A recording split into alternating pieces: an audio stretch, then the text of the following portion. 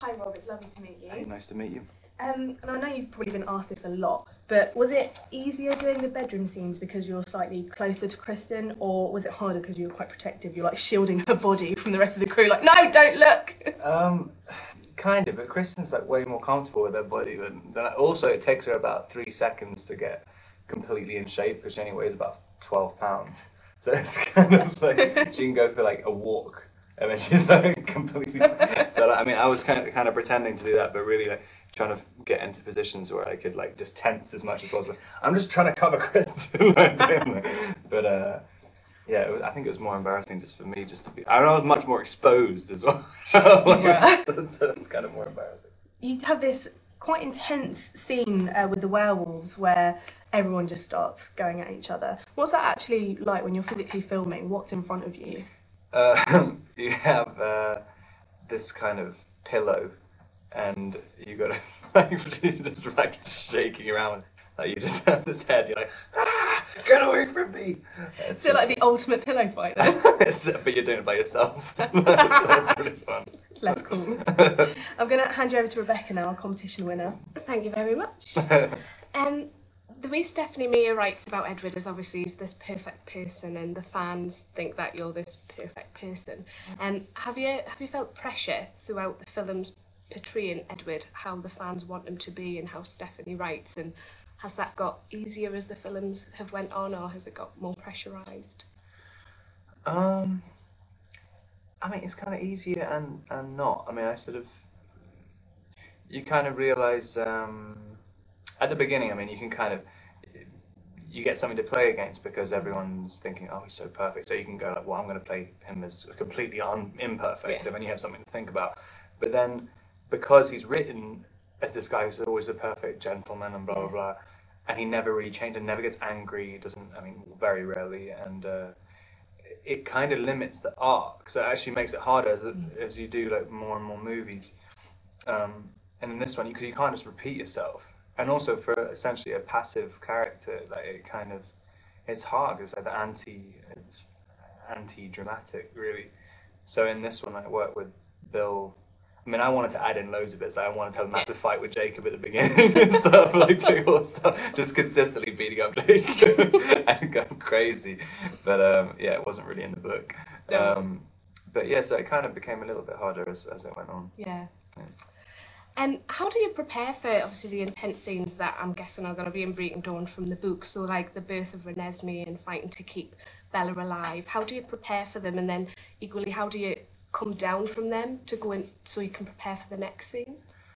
I guess the birth scene. The birth scene was the first time I've been nervous and serious since like the first one, because it was the way we shot it. We had it was like 6 or 7 minute sequences, like which never happens. I mean, normally it's just like tiny little cuts. So we basically did from the moment where her ward or goes into labour basically to the almost the end of the movie, and it was one continuous shot. So it was, and there was no lines or anything. It was kind of like we're jumping around all over the place. But it was actually quite nice because like normally it's quite stilted the way it's shot, and then when you can actually do something where it's continuous for a while, it was quite fun. But to prepare for it, I mean, I guess there's no real way. It was kind of easy as well because there was Kristen's body. She had her head in this kind of contraption, but it was her body was this dummy, which looked like when she had this like 3 times the size of a normal baby bump stomach, and then these legs that were kind of like matchsticks, and there's blood everywhere, and she's in this kind of rag. Nice. And it's sort of, as soon as you walk into the set, it's not particularly difficult to like go like, oh, this looks horrible. So so that was kind of easy. Tom Deacon is Radio 1 DJ, and he asked his listeners for a question for you. And Claire Murray wanted to know, you often get asked to bite people, but which celebrity would you most like to bite you? I don't really get asked people to bite me. I mean, to bite people anymore. Yeah, that hasn't happened for a while. I don't know why. It kind of stopped. Gutted. I know. Do you want to?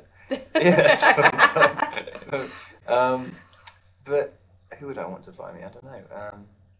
Maybe I don't know, someone who really wouldn't want to. Like, I can't think. I don't know. Maybe someone like political figure who takes themselves really seriously. I can't think of one. None of them take themselves too seriously. What are your most vampiric tendencies? I don't sleep very much. Well, I'd want to. No, I don't know what's wrong with me. But yeah, I only sleep like 4 hours a night. Do you... This has got to happen. Do your mates call you RPATs? No, thank God. What would you do if they did? Oh, God, I don't even think they even really know what that name is. Really? Yeah. Who doesn't know? Everyone knows you as RPAT. No, I would love to know who like started doing that. Probably Heat magazine. They started. Yeah, it's so annoying. Why do they have to always get abbreviations? It's like great. Like I mean, it's like, I have enough trouble taking myself seriously. So you don't end up calling Kristen Case Stew or anything like that? No, I mean, yeah. I don't know how to say I'm sounding really. No. Weirdly, I don't. Half the world is in love with Edward, as I kind of figured out at this Twilight convention I went to recently. You know, why do you like this film? Edward! So have you... No one can explain why. No, but I was going to ask you, have you pinpointed why? What is it about your character? I don't know. I mean, it's kind of...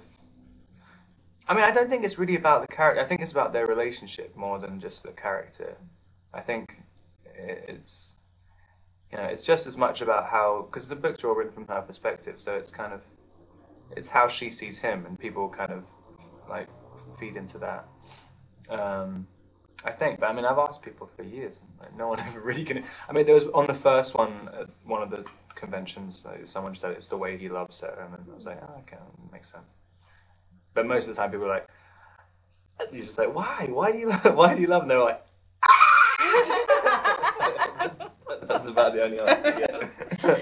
And finally, a little bit random, but it's for Zane Lowe, does his masterpieces. Do you like Siamese Dream by Smashing Pumpkins?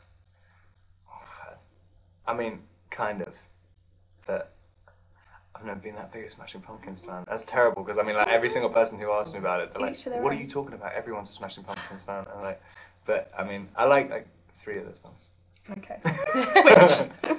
I can't remember any of them. They're that good. Thank you so much, Rob. It's been really, really lovely to meet you. Cheers.